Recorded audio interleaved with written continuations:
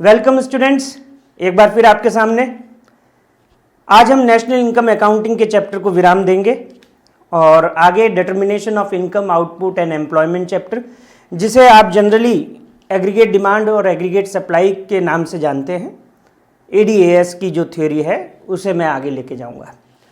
तो आज दो क्वेश्चंस मैं आपके सामने लाया हूँ जिसमें एक तो कल ही मैंने बात करी थी, जो अभी लेटेस्ट वीडियो जो मैंने डाला है उसमें डबल काउंटिंग की बात करी थी, लेकिन उसे मैं थोड़ा अच्छे से आपके साथ डिस्कस करना चाह रहा था, इसलिए मैं ये वीडियो उसके लिए लाया हूँ। और फ्लो कॉन्सेप्ट और स्टॉक कॉन्सेप्ट जो होते हैं वेरिएबल्स, इकोनॉमिक्स में हमें वेरिएबल्स को लेना होता है, तो उनकी जब हम बात करते हैं तो स्टॉक और फ्लो वेरिएबल्स आते हैं, तो एक डिफ्रेंशिएशन वो एग्जाम में आ सकता है, तो उसको लेकर के बात करेंगे। बहुत छोटा सा वीडियो मैं आपके लिए यहाँ पर लेकर आऊँगा, बहुत जल्दी से हम चीज़ों को समझते हैं कि डबल काउंटिंग की प्रॉब्लम क्या है और उसको अवॉइड कैसे कर सकते हैं, यानी कि क्या तरीका है जिससे हम डबल काउंटिंग की प्रॉब्लम को दूर कर सकते हैं और एक सही कैलकुलेशन जीडीपी के लिए, नेशनल इनकम को प्राप्त करने के लिए हम एक सही वैल्यूएशन लेकर के आते हैं। तो बोर्ड पर आप देखें और मुझे सुने, मैं आपको बताते जाता हूं कि कैसे डबल काउंटिंग को हम समझेंगे या ये क्या प्रॉब्लम है और किस तरह से हम इसको अवॉइड करते हैं। तो उसके दो तरीके हैं, तो उन दो तरीकों पर बात करेंगे। जैसा कि आप बोर्ड पर देख रहे हैं, मैंने जो एग्जाम्पल लिया है वो एक शर्ट का लिया है।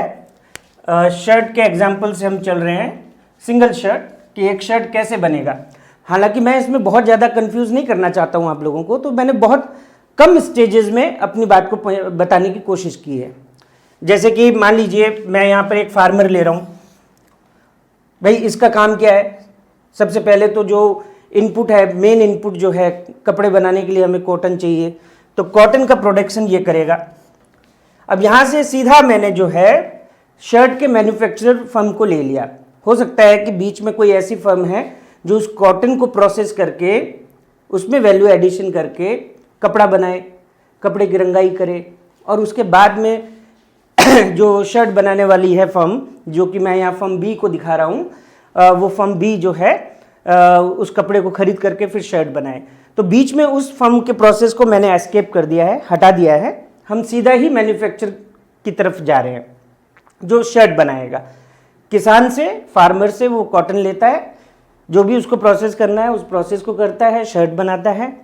और तीसरे चरण में जाते ही मैंने होलसेलर बीच में से हटा दिया है, या और कोई भी चैनल बीच में आ रहा है, सीधा रिटेलर के पास चले गए, जहाँ की कंज्यूमर, फाइनल कंज्यूमर जो शर्ट का इस्तेमाल करेगा कंजम्पशन पर्पस के लिए, वो उससे खरीद रहा है। तो यहाँ डबल काउंटिंग की प्रॉब्लम को समझते हुए हम देखते हैं कैसे होगा। देखिए हो क्या रहा है कि जैसे फर्म ए है, अभी बच्चे के ये प्रॉब्लम सबसे ज़्यादा आती है कि मैं कौन सी वैल्यू कैलकुलेट करूँ। फार्मर ने कॉटन प्रोड्यूस किया, अब कॉटन प्रोड्यूस करने के लिए वो कुछ इनपुट्स लाएगा, है ना, जो भी है इनपुट्स, यानी कि रॉ मटेरियल वगैरह।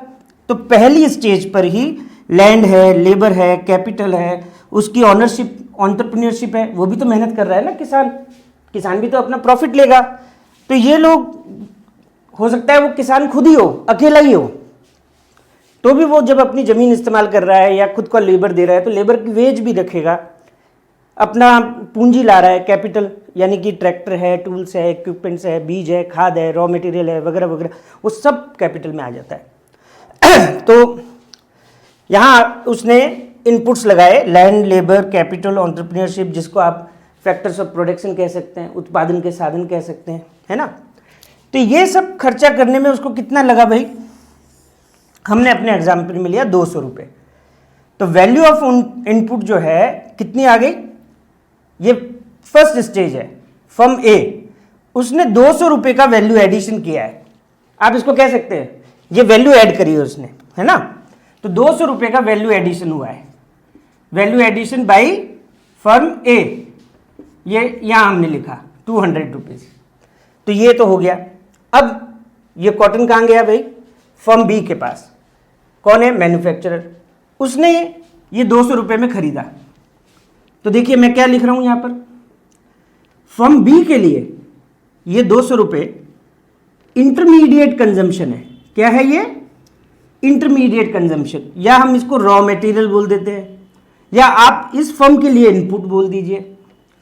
तो इस बंदे ने क्या किया कि 200 रुपये का माल यहां से लिया, फर्म से, फार्मर से।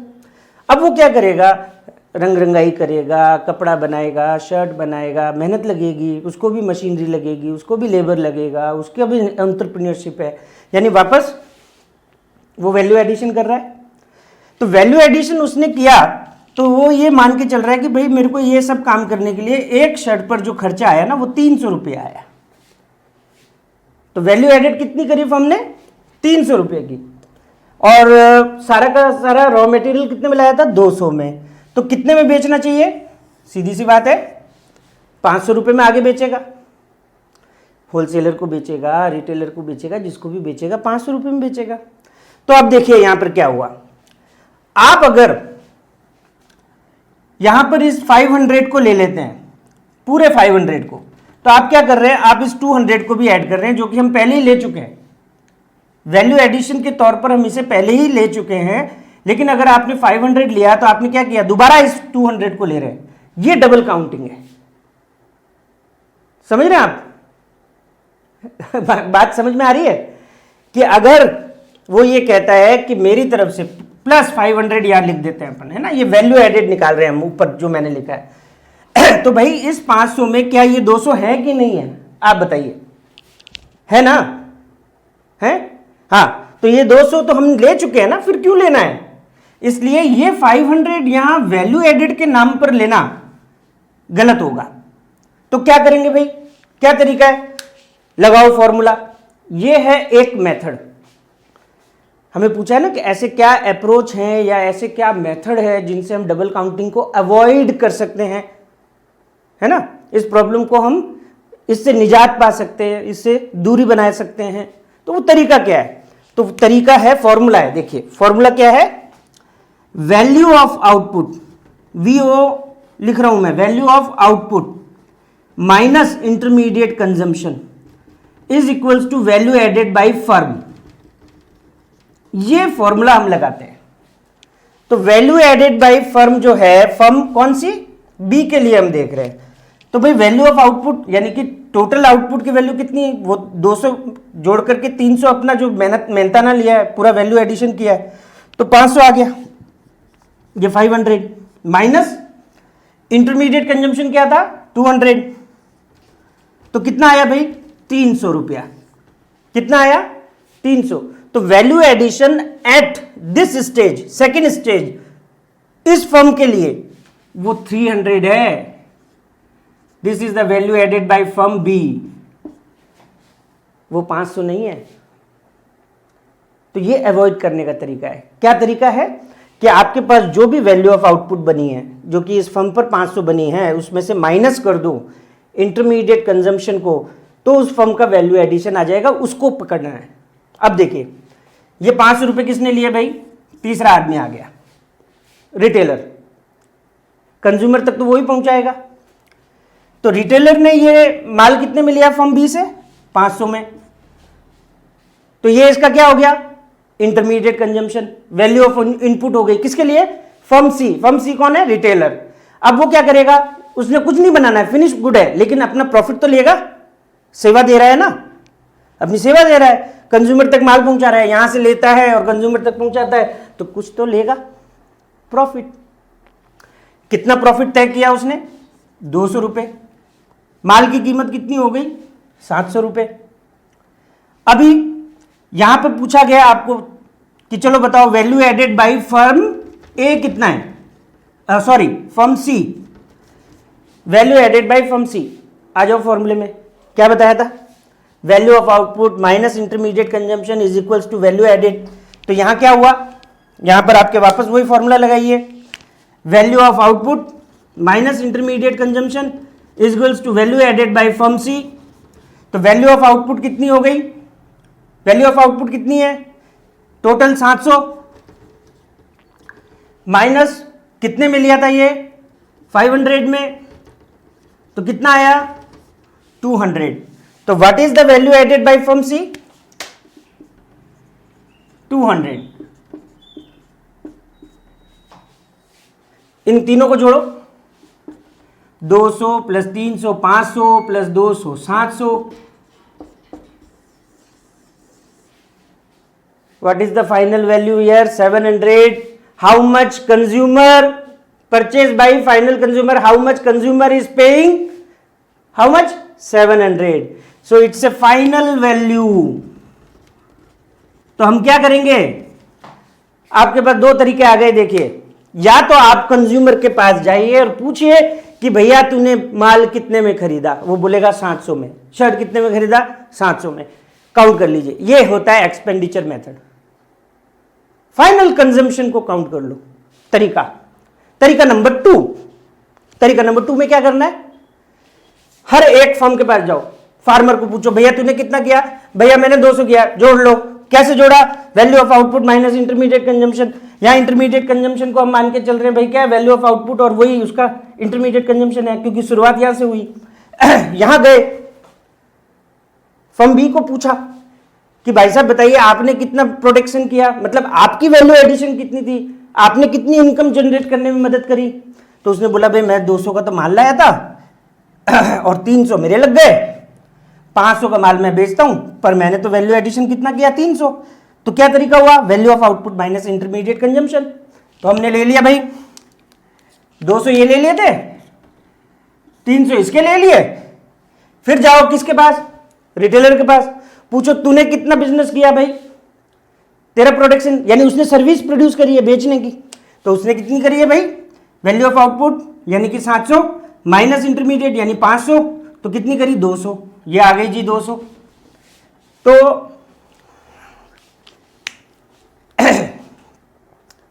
भाई सोनू को और राजू को दो काम दिए कि पता करो कि जीडीपी कितनी है। अब हम मान के चल रहे हैं एक ही गुड प्रोड्यूस हो रहा है, शर्ट प्रोड्यूस हो रहा है। तो राजू गया किसके पास? राजू गया कंज्यूमर के पास। भैया तूने कितने में खरीदा? उसने बोला 700 में। उसने लेके आ गया कि साहब 700 रुपये की जीडीपी है, क्योंकि प्रोडक्शन 700 का हुआ है। सोनू ने क्या किया? वो हर एक फर्म पर गया, फर्म ए, फर्म बी, फर्म सी, वहां पर जाके उसने वैल्यू एडिशन पता करी, तो उसके पास भी वैल्यू कितनी आई? 700। So there are two approaches, value addition method at each firm, at each level of production, वो वैल्यू एडिशन पता करो, लंबा प्रोसेस। दूसरा तरीका कंजम्पशन एक्सपेंडिचर ले लो, यानी फाइनल यूजर जो है, फाइनल कंज्यूमर जो है, उससे आप वैल्यू पूछ लो। That's all. So what is the problem of double counting? Problem of double counting is here, है ना। देखिए थोड़ा हॉस्पॉज हो गया, लेकिन आप अगर ध्यान से देखेंगे तो समझ में आ जाएगा। वैल्यू ऑफ डबल काउंटिंग की जो प्रॉब्लम है उसमें क्या होगा? आपने 200 ले लिया था, फिर आप 500 भी ले लोगे, फिर आप 700 भी ले लोगे, तो 200 500 कितना हो गया? 700। 700 और 700 कितना हो गया? 1400। पर माल तो बना है कितने का? 700 का। तो 1400 आप बता रहे हो। अगर आप ये काम नहीं करते, वैल्यू ऑफ आउटपुट में से इंटरमीडिएट कंजम्पशन को निकाल करके हर फर्म की वैल्यू एडिशन आप नहीं निकालते, तो क्या होता? तो ऐसे में आपकी 1400 चली जाती वैल्यू ऑफ प्रोडक्शन। तो ये है डबल काउंटिंग की प्रॉब्लम। कैसे अवॉइड करते हैं? दो approaches. Either you have to find out the final consumption expenditure, that is the 700 paid by the consumer, or by taking value addition at each level of production, each level of firm. So firm A का value added, firm B का, और ये सब जोड़ेंगे तो भी GDP बनती है। तो कई बार एक आता है, इसको हम बोलते हैं GVAMP, मतलब value added by firm A plus value added by firm B plus value added by firm C. तो ये GVAMP होती है, gross value added at market price. So it is same as GDPMP। तो वो आप जब consumer से लेते हैं तो आप उसको GDPMP बोलते हैं, लेकिन अगर आप ईच फर्म की वैल्यू एडिशन लेते हैं तो आप GVAMP बोलते हैं, और कोई फर्क नहीं है, both are the same thing. इस पूरे चैप्टर का नेशनल इनकम अकाउंटिंग में मैं समझ रहा हूँ कि अभी काफ़ी कुछ मैंने कवर कर लिया है। यूँ तो बहुत सी चीज़ें होती हैं, लेकिन ज़रूरी चीज़ें जो हैं इम्पॉर्टेंट हैं उनको मैं ले चुका हूँ। आखिरी कॉन्सेप्ट मैं लेके चल रहा हूँ आपको, stock variable and flow variable. Flow variables in economics and the stock variables in economics। ये कॉन्सेप्ट भी बहुत इम्पॉर्टेंट है इकोनॉमिक्स के परव्यू में। अगर हम देखें कोई भी ऐसा ट्रांजैक्शन, वेरिएबल मतलब जो बदलता रहेगा, है ना। देखिए जैसे एक्स जो है बड़ा दिलदार है, एक्स वाई जेड अल्फ़ाबेट्स बड़े दिलदार लोग हैं। आपने एक्स को बोला भैया 10 अपने पास रख ले, यानी एक्स की वैल्यू 10। एक्स बोलेगा ठीक है, अब से मेरा नाम 10। आप बोलोगे नहीं एक्स, आपकी वैल्यू तो 100 होनी चाहिए, तो एक्स बोलेगा ठीक है मेरी वैल्यू 100। आप बोलोगे नहीं एक्स की वैल्यू तो 120 होनी चाहिए, तो वो बोलेगा हाँ भैया भी 120 राजी है। मतलब ये जो एल्जेब्रिक एक्सप्रेशंस हैं इनकी वैल्यू अलग अलग समय पर अलग अलग हो सकती है, इसलिए हम इसको वेरिएबल बोलते हैं, जो बदलते रहते हैं। इसी तरह इकोनॉमिक्स में कुछ ट्रांजैक्शंस हैं जो अपना वैल्यू चेंज करते हैं, उन्हें हम वेरिएबल्स बोलेंगे। अब उनमें से कौन सा फ्लो है, कौन सा स्टॉक है, इसका बहुत ही सिंपल सा डिफरेंशिएशन है। एनी वेरिएबल, एनी ट्रांजैक्शन और any variable which can be measured for a given period of time, given period of time. आप इसको कह सकते हैं से 1 वीक, ठीक है, 1 वीक, 15 डेज, 1 मंथ, 1 ईयर, जो भी आप बोलेंगे ये एक गिवन पीरियड ऑफ टाइम पर मेजर हो सकता है फ्लो वेरिएबल। वहीं stock variable is measure at a point of time, मतलब एक दिए गए टाइम पर। मान लीजिए जैसे कि कहा कि एग्जाम्पल के तौर पे आप कह सकते हैं the money deposited in bank account as on 31 March. तो हमने एक पॉइंट पे बात करी कि 31 मार्च को बैंक में कितना पैसा है, आपने कहा 10,000 रुपया, तो ये स्टॉक वेरिएबल हो गया। जैसे मान लीजिए कि फर्म ए है, फर्म ए को पूछा भाई आपके यहाँ पर 15 फरवरी 2023 को कितनी मशीनरी है, कितनी मशीनरी है, how many machineries are there in your firm. तो उसने बोला भाई मेरे पास 5 मशीनरी है। तो ये एक पर्टिकुलर पॉइंट ऑफ टाइम पर हम बात कर रहे हैं। लेकिन अगर पूछ लिया कि फर्म ए ने विद इन